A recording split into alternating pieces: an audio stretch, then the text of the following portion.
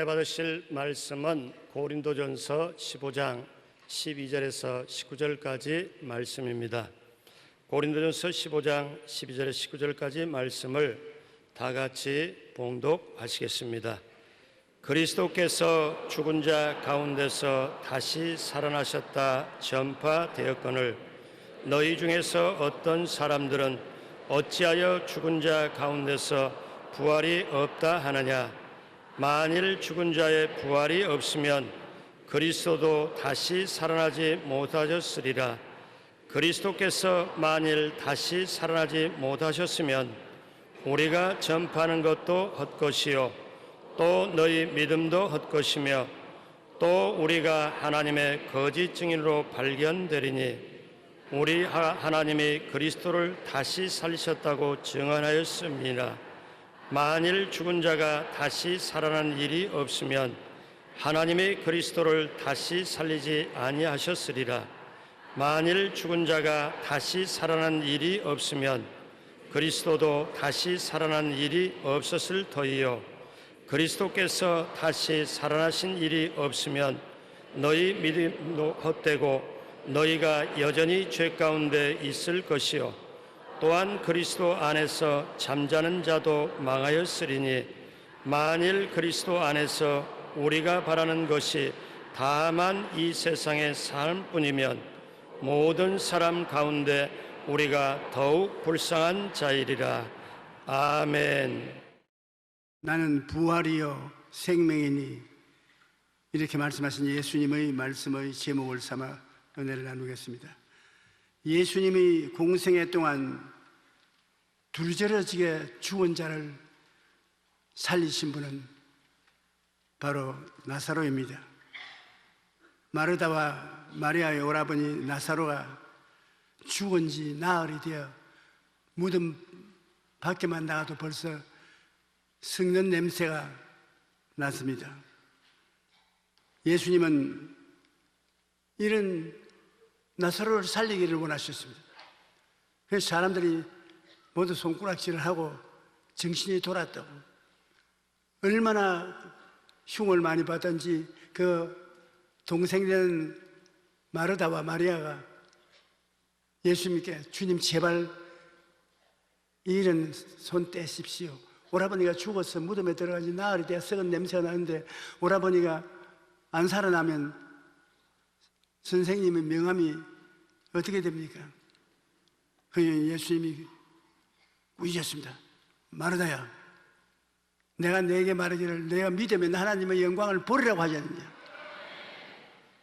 예수님이 하도 강하게 나오시기 때문에 마르다가 마리아와 함께 무덤 문을 굴러 열었습니다. 그럴 때 예수님이 무덤 문 앞에 서서 나사로야 나오라. 그 말 한마디에 나사로와 온몸이 새롭게 되어 살아서 나왔습니다. 지금 아멘은 하지만 겉으로 괜히 그렇지 과연 살아나겠는가 그런 생각이 날 것입니다. 그런데 예수님이 나사로를 살려놓고 난 다음 그다음 당신 자신이 죽어서 무덤에 들어간 사흘 만에 살아 일어났습니다. 왜 자꾸 이렇게 하시느냐? 기독교의 복음은 이론적인 복음, 학문적인 복음이 아니라 살아있는 현실적인 복음이라는 것입니다. 우리는 예수 믿는 것을 무슨 학문적으로, 종교적으로, 전설적으로 믿는 줄 알고 있는데 예수님은 이것이 현실적인 것을 보여주기 위한 것입니다. 현재 죄를 사해 주시고 현재 귀신을 쫓아내시고 현재 병을 고쳐주시고 현재 배고픈 사람에게 밥을 먹여주시고 현재 바람과 파도를 잔잔케 하시고 현재 죽은 사람까지 살리는 현재 우리의 운명과 생활에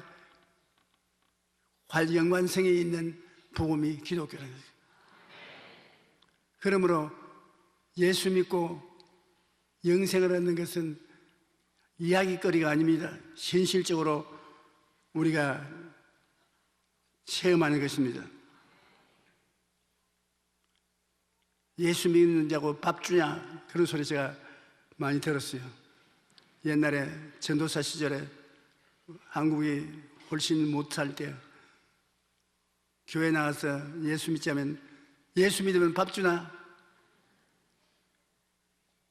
기가 막힙니다. 예수 믿으면 밥 주지요. 어디 우리 가족 식구들 좀 먹여봐라. 여러분, 예수님은 밥만 주는 것이 아니라 항상 넘게 주셨습니다. 오병이어로 5,000명을 먹이고 난 다음 12바구니 남았어요. 하나님은 우리에게 생명을 주되 넘치게 주시는 것입니다. 예수님의 부활을 본 사람들이 한두 사람이 아닙니다. 예수님은 살아계실 때 본인이 죽었다가 3일 만에 부활하신다고 공개 선언을 하셨습니다. 예수님은 자신의 죽음을 3번 걸쳐 예언을 했는데, 첫 번째 순환의 예고는 베드로의 신앙 고백이 있은 직후입니다. 베드로가 예수님이 너는 나를 누구라고 생각하냐? 주는 그리스도시요 살아계신 하나님의 아들이시니라. 예수님께서 누가복음 9장 21절에 이르시되 인자가 많은 고난을 받고 장로들과 대제사장들과 서기관들에게 버림받아 죽임을 당하고 제3일에 살아나리라. 주님께서 자기의 순환당하는 것과 죽었다가 부활할 것을 직접 고백했습니다. 두 번째 예고는 베드로와 야고보와 요한을 데리고 산 위에 올라가서 기도할 때 그가 변화되어 모세와 엘리야가 그에게 와서 십자가에 못 박여 죽으실 사건을 전달하셨을 때, 예수님이 그 체험을 하시고 난 다음 베드로와 야고보 요한과 함께 산 밑에 내려오니 귀신 들린 아들을 데리고 비참해야 하는 아버지를 보았습니다. 귀신이 아들에게 들어가면 발버둥을 치고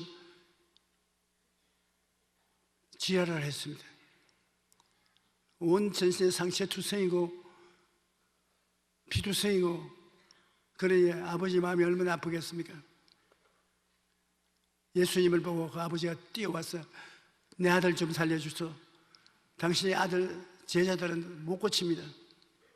그때 예수님께서 그 아들에게 귀신을 쫓아내고 완전히 고쳐주시고,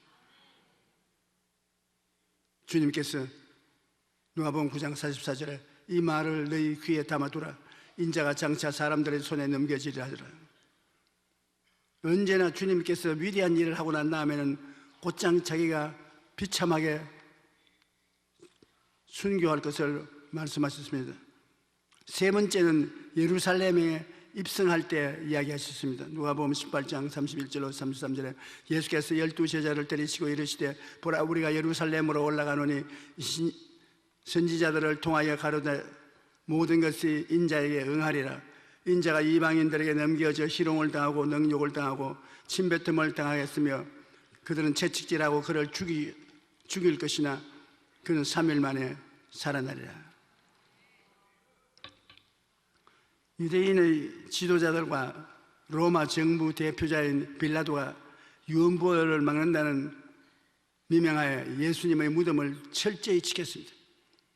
예수님은 십자가에서 형벌을 받아 죽으셨습니다.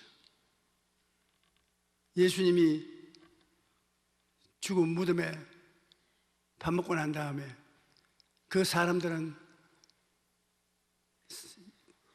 원수들은 예수님이 살아날까 싶어 굉장히 두려워했습니다. 예수님이 사람들 앞에서 당당하게 사흘 만에 살아난다고 예언을 했기 때문인 것입니다. 그러므로 로마 정부의 대변자에 빌라도에게 가서 군대를 동원해서 예수님의 무덤을 지키게 하자고 했습니다. 사람들이 예수님의 시체를 훔쳐가서 살아났다고 말하지 못하게 하겠다는 것입니다. 마태복음 27장 62절로 66절에 그 이튿날 준비일 다음 날이라 대제사장들과 바리새인들이 함께 빌라도에게 모여 이르되 주여 저 속이 된 자가 살아있을 때 말하되 내가 사흘 후에 다시 살아나리라 한 것을 우리가 기억하노니 그러므로 명령하여 그 무덤을 사흘까지 굳게 지키게 하소서. 그의 제자들이 와서 시체를 두둑질하여 가고 백성들에게 말하되 그가 죽은 자 가운데서 살아났다 하면 후의 속임이 전보다 더할까 하나이다 하니 빌라도가 이르되 너희에게 경비병이 있으니 가서 힘대로 굳게 지켜라. 그들이 경비병과 함께 가서 돌을 임봉하고 무덤을 굳게 지키니라. 그런데 새벽에 부활하셨습니다. 경비병들이 지키고 있는데 예수님께서 부활하시니까 예수님 부활을 보는 경비병이 혼비백산했습니다. 마태복음 28장 1절로 4절을 보면 안식일이 다 지나고 안식 후 첫날 때는 새벽에 막달라 마리아와 다른 마리아가 무덤을 보려 가더니 큰 지진이 나며 주의 천사가 하늘로부터 내려와 돌을 굴려내고 그 위에 앉았는데 그 형상이 번개 같고 그 옷은 눈같이 희건을 지키던 자들이 그를 무서워하여 떨며 죽은 사람같이 되었더라. 물론 우리 기독교 복음은 여자 성도들이 아니면 부지가 될는지 몰라요. 어느 교회든지 교회 가면 3분의 2는 여자 성도들인 것입니다. 하나님이 물론 그 여자 성도들에게 은혜를 주셔서 남자들 멱살을 잡고 나중에 그 천당에 데려갈 것을 믿고 그렇게 하실 것입니다. 저도 50년을 목회했지만 여자 성도들 아니면 교회가 안 됩니다. 체험했습니다. 정말 여자 성도들에게 감사하다고 인사를 해야 돼요.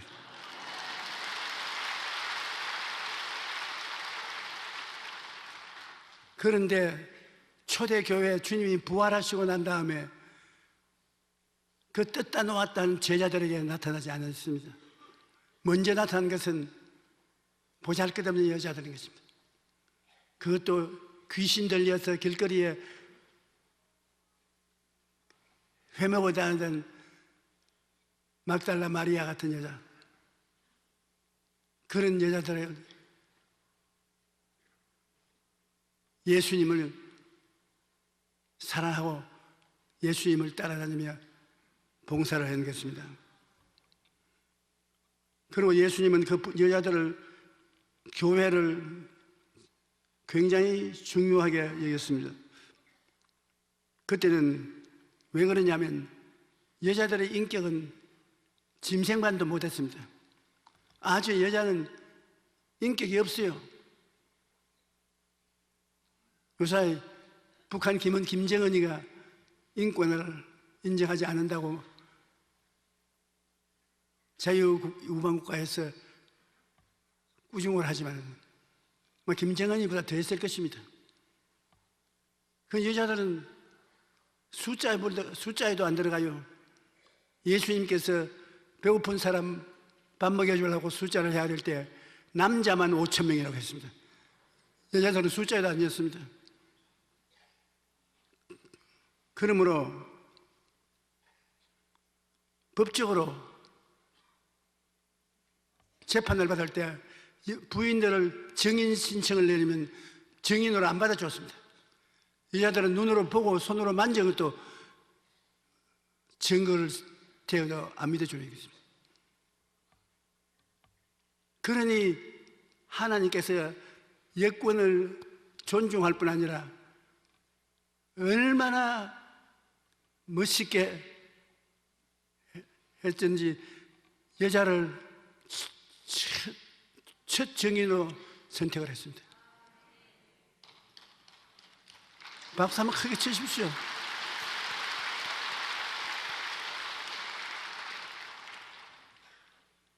왜 그러냐 하면은 하나님께서는 그 세월을 그때만 본 것이 아니라 다가올 세대도 보았던 것입니다.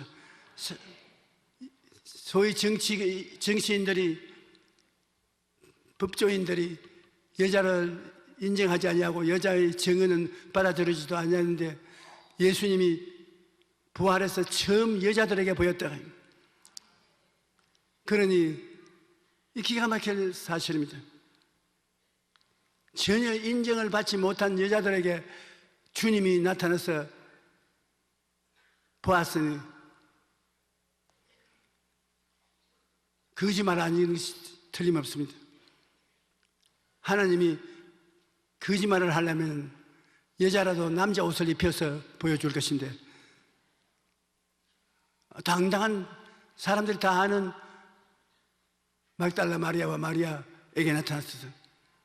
인정받지 못하는 여자의 입에서 보았다고 말하게 하셨으니 진짜로 봤기 때문에 봤다는 것입니다.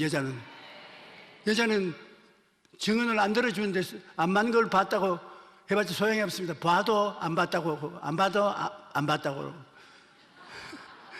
그러니까 여자가 우리 봤다 해도 안 봤다 인정을 안 해줄 그 여자에게 당당하게 우리가 봤다고 하나님도 여자들에게 나타났으니 저도 혼돈이 됩니다.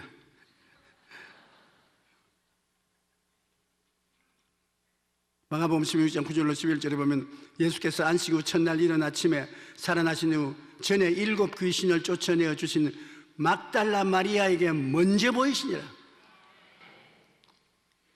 만인이 안 믿어줄 그 여자에게 먼저 나타났습니다. 마리아가 가서 예수와 함께 있던 사람들이 슬퍼하며 울고 있는 중에 이 일을 알림해 그들은 예수께서 살아나셨다는 것과 마리아에게 보였다는 것을 듣고도 믿지 아니하더라. 뻔한 소리죠. 뭘 여자들이 보았다고 거짓말로 그렇게 말하고 말 것입니다.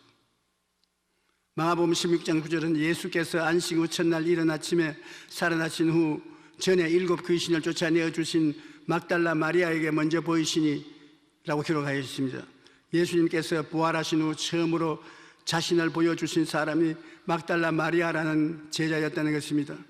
만약 예수님의 부활이 꾸며낸 이야기라면 절대로 여자를 부활의 증인으로 내세우지 않았을 것입니다.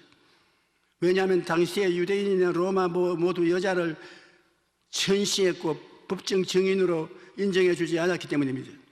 그러므로 부활의 첫 증인이 여자였음을 그대로 기록한 것은 예수님의 부활이 진짜였기 때문에 그런 것입니다. 여자가 봤다고 하는 거예요. 진짜니까 여자가 봤다는 것입니다. 진짜로 봐도 증인으로 인정 안 해줄 사람인데 하나님이 그런 여자에게 이 중대한 역사적 사건을 맡겼다는 것은 정말로 예수님이 부활했기 때문에 그렇게 하신 것입니다. 그 다음 숨어있던 제자들에게도 수차례 주님이 나타났고 부활하셔서 40일 동안 동해 번쩍 서해 번쩍 하시면서 제자들에게 예수님이 나타나셨습니다.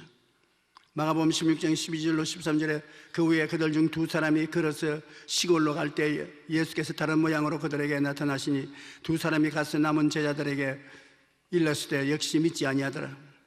마가복음 16장 14절에 그 후에 11 제자가 음식을 먹을 때 예수께서 그들에게 나타나사 그들의 믿음 없는 것과 마음이 완화한 것을 꾸짖으시니 이는 자기가 살아난 것을 본 자들의 말을 믿지 아니함이라.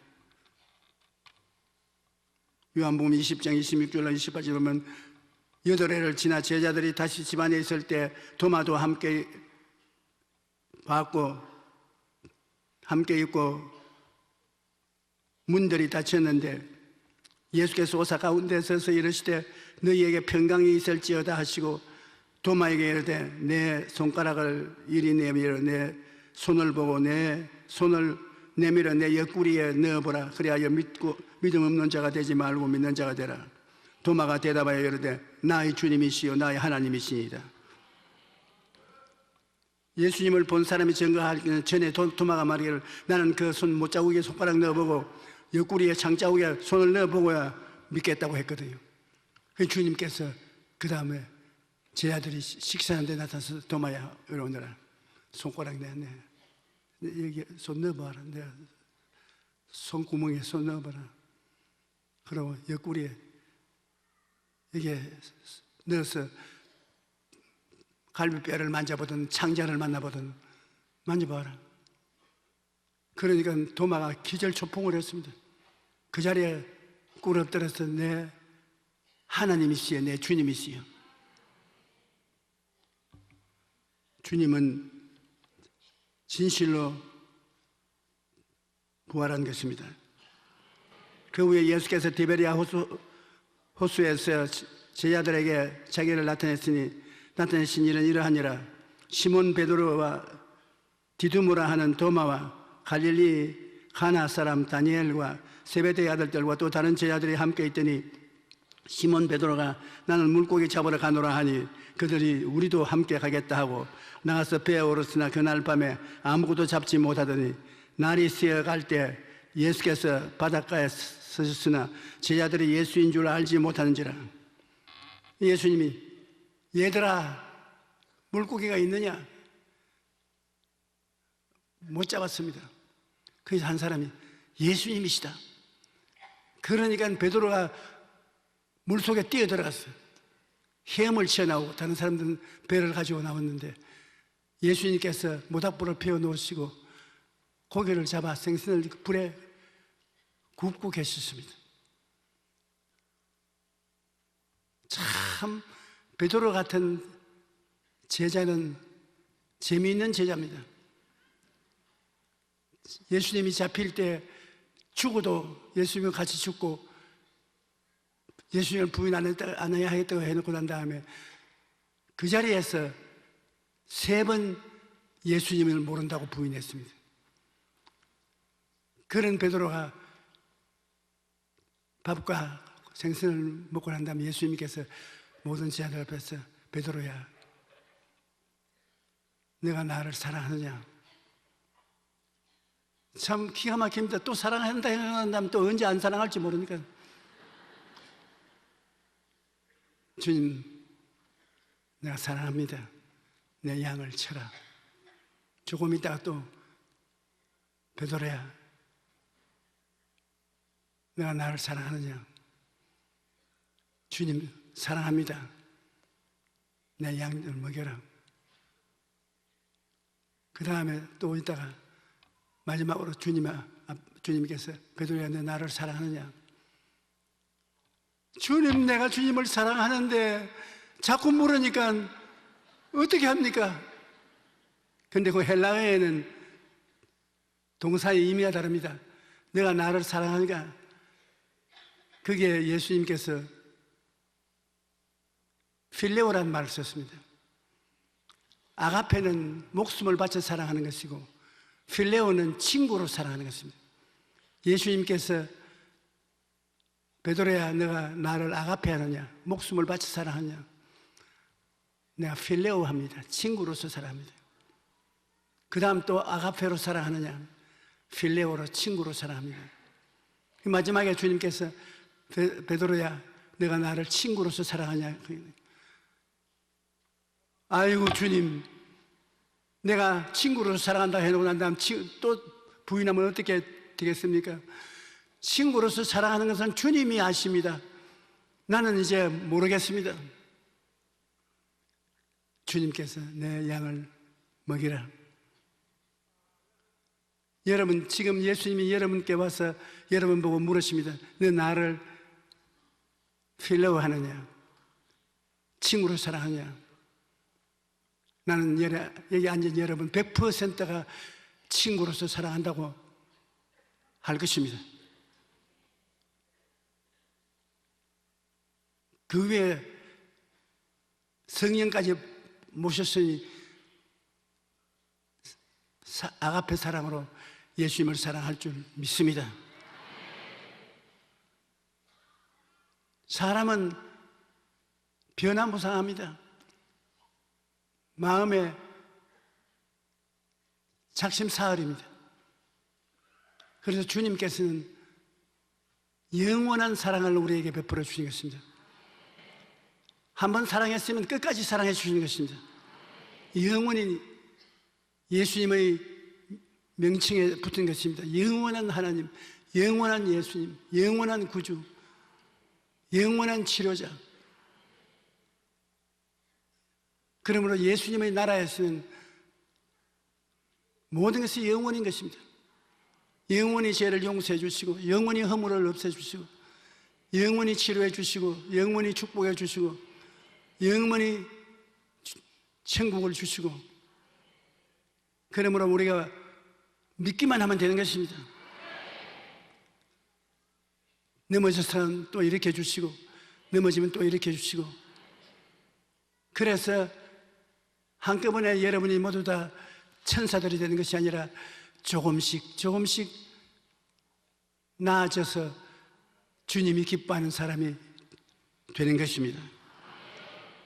그러므로 예수 믿다가 삐뚤어진 길로 나간다고 저버리지 마십시오. 주님은 끝까지 여러분 버리지 아니하는 것입니다. 예수님이 죽었다 부활하신 후 40일 지난 후에 약 500명의 제자들이 보는 앞에 주님께서 이 말씀을 하시고 올라가셨습니다. 사도행전 1장 8절로 9절에 오직 성령이 너희에게 임하시면 너희가 권능을 받고 예루살렘과 온 유대와 사마리아와 땅끝까지 이르러 내 증인이 되리라 하시니, 이 말씀을 마치시고 그들이 보는 데 올려져 가시니 구름이 그를 가리켜 보이지 않겠더라. 고린도전서 15장 6절에 그 후에 500여 형제가 일시에 보이셨나니 그 중에 지금까지 대다수는 살아있고 어떤 사람은 잠들었다. 500여 명이 보는 앞에서 주님 마지막 명령을 내리시고 하늘로 올라가셨습니다. 모든 사람들이 예수님이 올라가신 것을 보았습니다. 예수님은 그때 이후로 오늘날에도 종종 필요하면 나타나신 것입니다. 사도 바울 스승은 엠마오로가 길거리에서, 엠마오가 아니고 자기의 고향 땅으로 간 길거리에서 예수님을 만났습니다. 예수님은 부활하셔서 우리에게 굉장한 승리를 갖다 주셨습니다. 왜냐하면 죄와 사망을 패했은 것입니다. 옛날에 한국 정부에서는 천냥빚을 지면은 40일 동안 여유를 주어서 40일 동안 갚지 못하면 목을 베었습니다. 그러므로 천냥빚을 진 사람이 감옥에 들어가고 난 다음에 40일 지나고 길거리에 걸어다니지 않냐면 아 죽었구나, 빚을 못 갚아서 죽었구나. 그런데 당당히 서서 어깨에 힘줘서 되면 아 빚을 졌거나 졌어도 40일 이후에 다 갚았으니까 저렇게 당당히 다니는구나. 예수님이 우리를 위해서 빚을 다 갚았기 때문에 예수님을 믿으면 다 청산돼 버리고 말한 것입니다. 우리는 빚 없이 하나님 앞에 설 수 있는 것입니다. 로마서 5장 12절에 그러므로 한 사람으로 말미암아 죄가 세상에 들어오고 죄로 말미암아 사망에 들어왔나니 이와 같이 모든 사람이 죄를 지었으므로 사망이 모든 사람에게 이르렀느니라. 아담의 핏줄을 받은 사람들은 다 죄인인 것입니다. 다 죽음에 처했습니다. 그러나 예수님의 생명을 받은 사람, 예수님은 아담의 핏줄이 없습니다. 예수님은 그 자체가 생명밖에 없습니다. 예수 그리스도를 구주로 모셔들어서 생명을 얻은 사람은 예수만 믿으면 영생을 얻고, 첫 아담을 아버지로 모신 사람은 모두 다 사망의 핏줄을 쫓아서 다 죽은 사람입니다. 그 다음에 회개하고 예수를 믿은 사람은 전부 예수 그리스도의 십자가 보혈로 말미암아 죄 용서를 받고 구원받은 사람이 되고 마는 것입니다. 예수님의 피는 인간의 피가 아닙니다. 하나님의 피인 것입니다. 피가 다릅니다. 아담의 피가 다르고 예수님의 피가 다릅니다. 아담의 피는 죽은 피입니다. 부패한 피입니다. 썩은 피입니다. 아담의 피를 받은 사람은 다 죽은 사람입니다. 그러나 예수 그리스도는 자기 몸속에서 자발적으로 만든 피인 것이기 때문에 죄가 없습니다. 죽음이 없습니다. 부패하지 않습니다. 성결합니다. 누구든지 그리스도 안에 있으면 새로운 피조물이라 이전 것은 지나갔으니 보라 새 것이 되었도다. 새로운 인류가 되어야 돼요. 새로운 조상인 예수님을 모시고 살게 된 것입니다. 그러므로 이 지구상에 60억 인구가 살지만은 아담의 자손들은 죽은 피를 가지고 있고 예수를 믿는 사람들은 살아있는 피를 가슴에 갖고 있는 것입니다. 아담의 자손들은 다 사망을 당하고 예수님의 자손들은 다 영생을 얻게 되는 것입니다. 로마서 8장 23절에 죄의 값은 사망이요 하나님의 은사는 그리스도 예수 우리 주 안에 있는 영생이니라. 옆에 계신 분에게 당신은 영생의 사람입니다. 정말 놀라운 것입니다. 예수님께서 부활하셔서 천국에 올라가시기 전에 보혜사를 보내주시겠다 했습니다. 요한복음 14장 16절 11절에 내 아버지께 구하겠으니 그가 또 다른 보혜사를 너희에게 주사 영원토록 너희와 함께 있게 하시리니 그는 진리의 영이라 세상은 능히 그를 받지 못하나니 이는 그를 보지도 못하고 알지도 못함이라. 그러나 너희는 그를 아나니 그는 너희와 함께 거하시며 또 너희 속에 계시겠습니다. 내가 아버지께 구하겠으니 그가 또 다른 보혜사를 너희에게 주세요. 예수님은 첫째 보혜사인 것입니다. 첫째 보혜사. 내가 가면 다른 보혜사. 우리는 우리 힘으로 예수 못 믿습니다. 보혜사라는 것은 하나님께서 보내신 분으로 항상 같이 있어 도우는 분인 것입니다. 도우는 분이 있어야 우리 예수를 믿을 수가 있는 것입니다. 그런데 예수님은 자기는 처음 보혜사고 다른 보혜사고 했다는데 그 처음과 다른이라는 말이 뜻이 다릅니다. 같은 보혜사는 알로스 파라클레토스. 알로스는 똑같은 상둥이인데 한 사람 두 사람이죠. 전혀 다른 것은 헤테로스입니다. 이 사람과 이 사람은 헤테로스.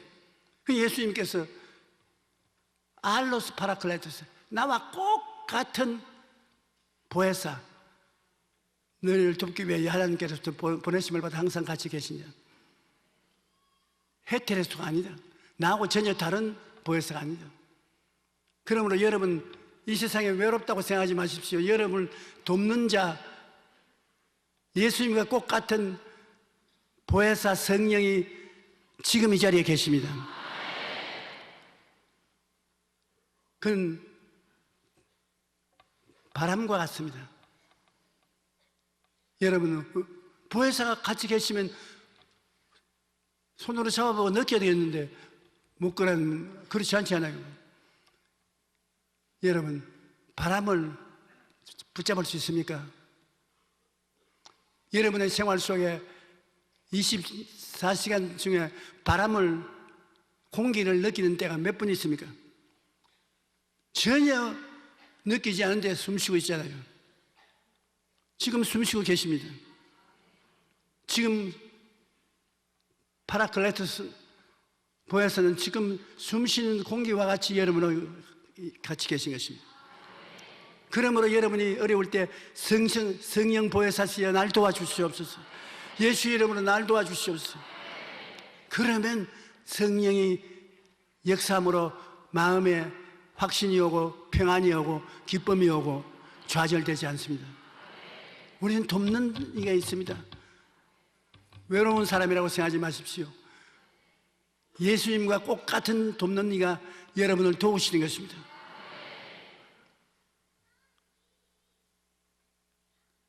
여러분,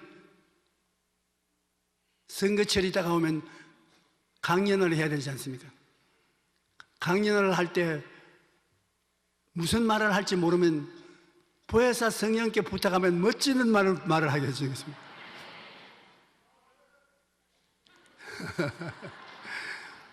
저는 해외에 가서 성회를 많이 인도해야 되는데 문화가 다르지 않습니까? 아프리카나 중동이나 남미나 우리하고 습관이 달라요.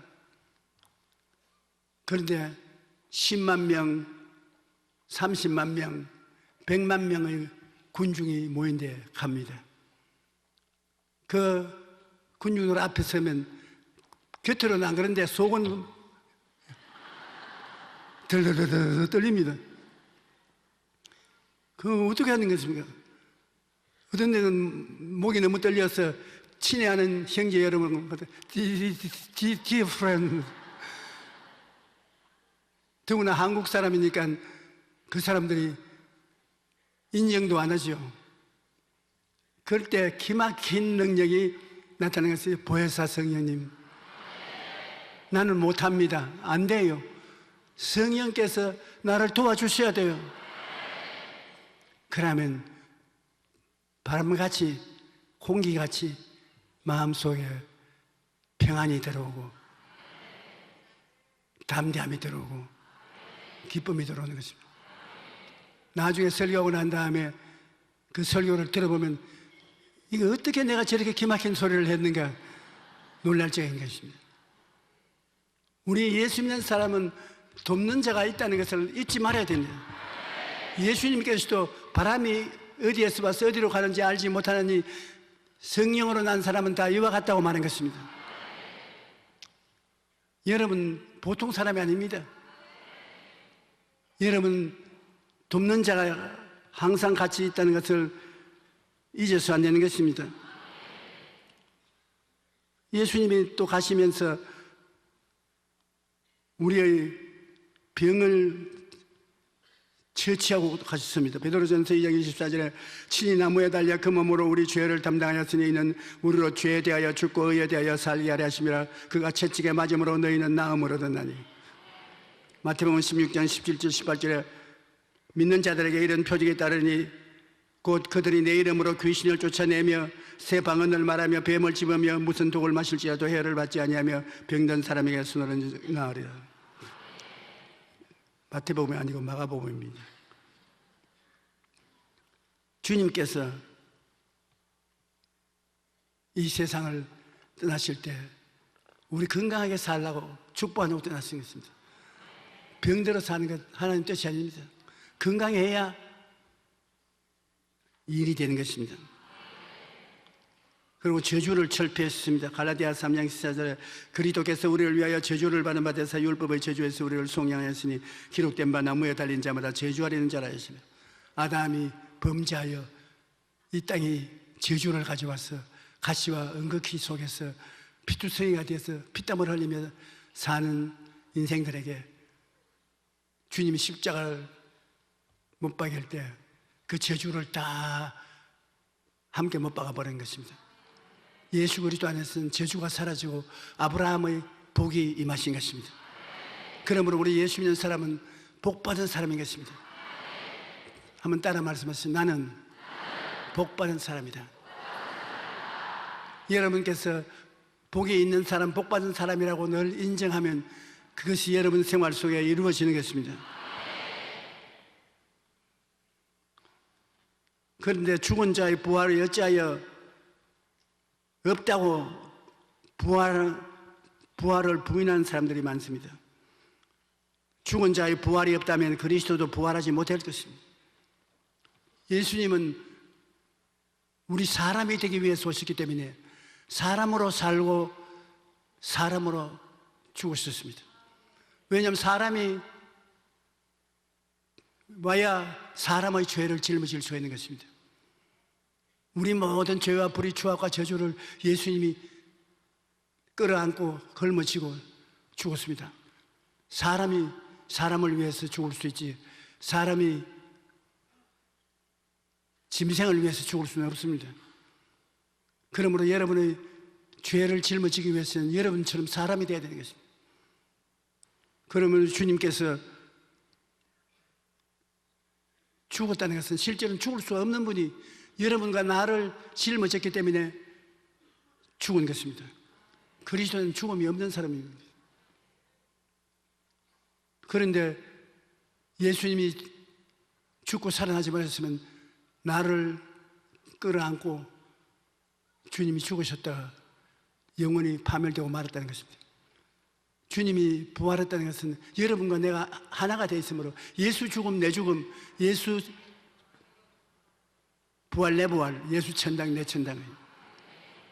성경에 보면 우리가 항상 예수의 죽음을 몸에 짊어지면 예수의 생명도 우리 몸에 나타나게 합니다.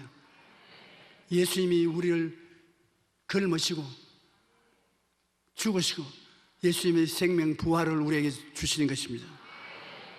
죽은 자의 부활이 없다면 그리스도도 부활하지 못했을 것입니다. 고린도전서 15장 12절로 13절에 그리스도께서 죽은 자 가운데서 다시 살아나셨다 하여 전파되었거늘 너희 중에 어떤 사람들은 어찌하여 죽은 자 가운데 부활이 없다 하느냐. 만일 죽은 자의 부활이 없으면 그리스도도 다시 살아나지 못했으리라. 예수님이 우리 사람이 되어 오셨기 때문에 예수님이 죽었다가 부활 못하는 것은 첫 사람으로서 모범적으로 죽었다가 부활 못했으면 우리는 그를 따라 다 죽고 부활 못할 것입니다. 그리스도께서 만일 살아나지 못했으면 우리는 거짓을 전파하는 이여 우리의 믿음도 헛것입니다. 우리 예수님이 부활했다고 말하는 것은 거짓말이 되고 말입니다. 그 믿어봤자 소용이 없는 것입니다. 고린도전서 15장 14절 15절 그리스도께서 만일 다시 살아나지 못하셨으면 우리가 전파하는 것도 헛것이요 또 너희 믿음도 헛것이며 또 우리가 하나님 거짓 증인으로 발견되리니 우리 하나님이 그리스도를 다시 살리셨다고 증언함이니라.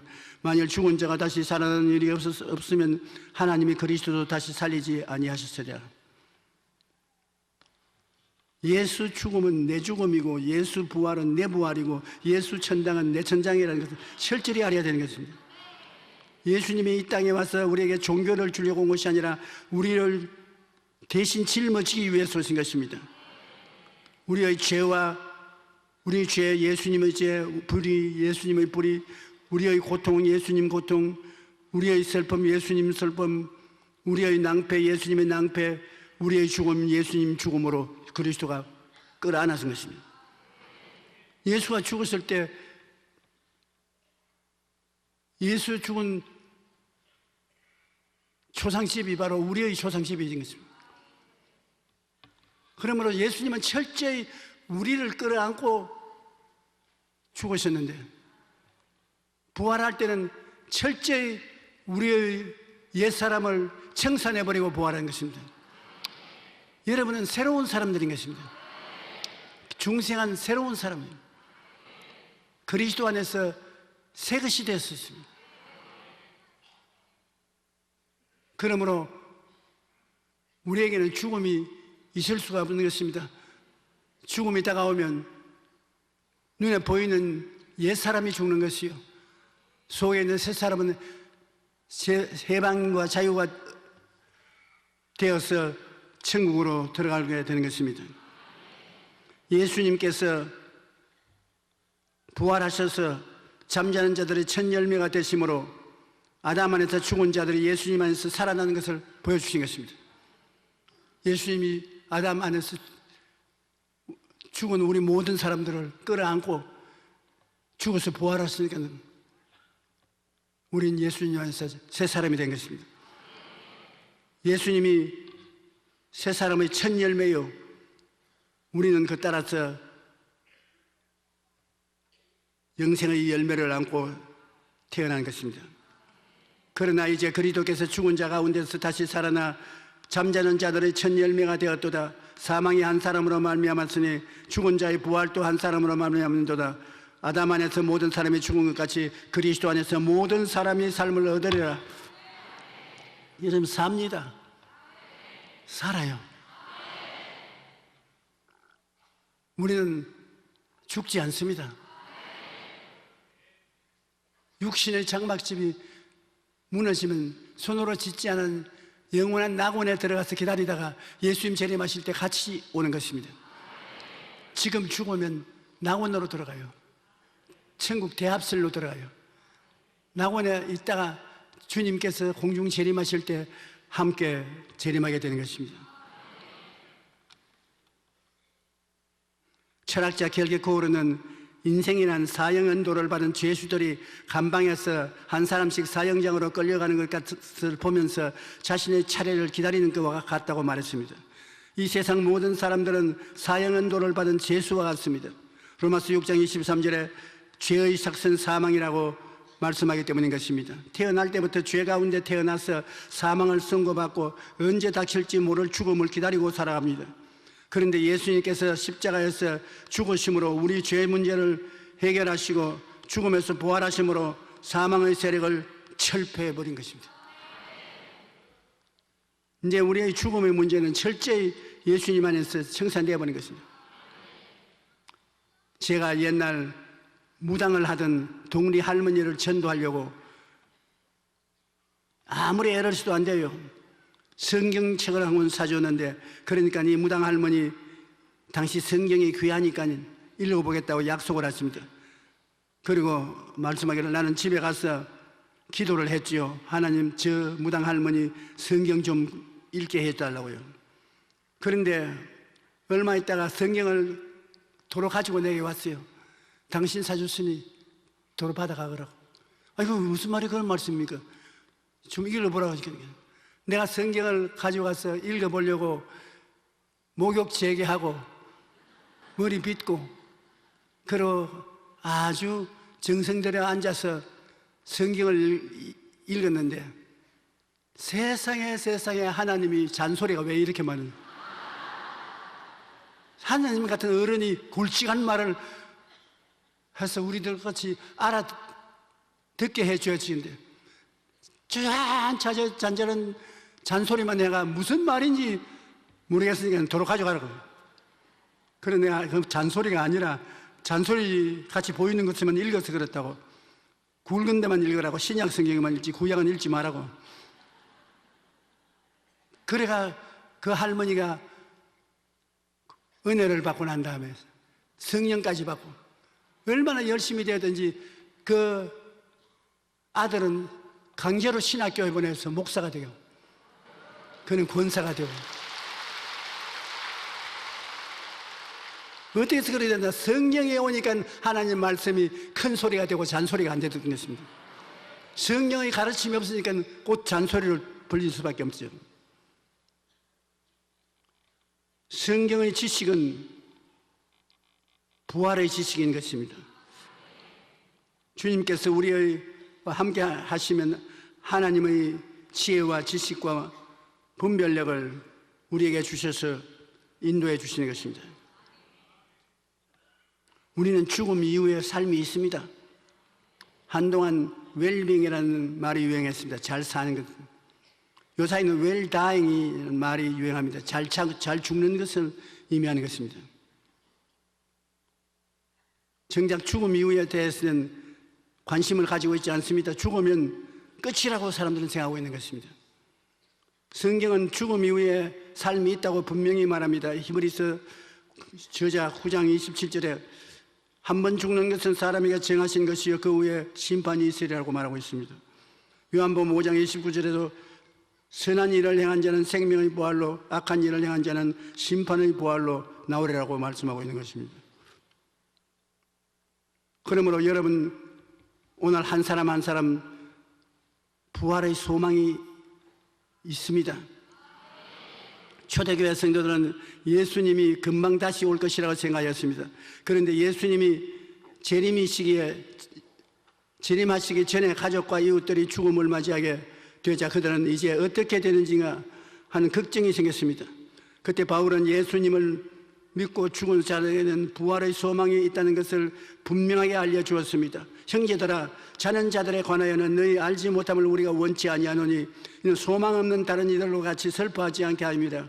우리가 예수께서 죽으셨다가 다시 살아나심을 믿을지인데 이와 같이 예수 안에서 자는 자들은 하나님이 그와 함께 데리고 오시리라. 당시에는 죽음을 잠자는 것이라고 표현했습니다.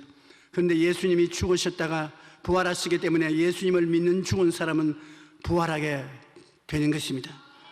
예수님을 믿지 않은 사람에게는 소망이 없지만 만일 믿는 자들에게는 부활의 소망이 있기 때문에 믿지 않는 사람들도 똑같이 슬퍼하지 말아야 되는 것입니다.